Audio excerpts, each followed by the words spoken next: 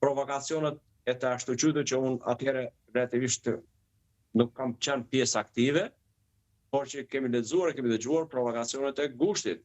Por për fat keq edhe sot e kësaj dite me Grekun vazhdon akoma të jetë aktiv ligji i luftës. Pa çka zhvillimeve dhe marrëdhënieve që kemi ne me Grekun, ajo nuk tingëllon as pak mirë.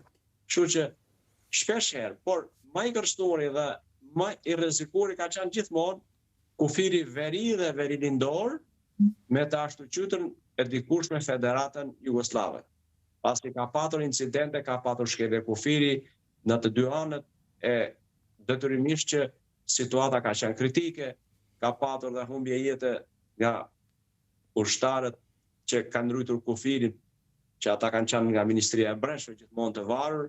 Pra do të thotë që kemi qenë dhe një pjesë të mirë të kohës, sidomos në veri dhe verilindje, ushtaraku 1/3 e kohës aktive e ka kaluar gjithmonë në repart, duke qenë në gatishmëri të plot në rast se situatat precipitonin.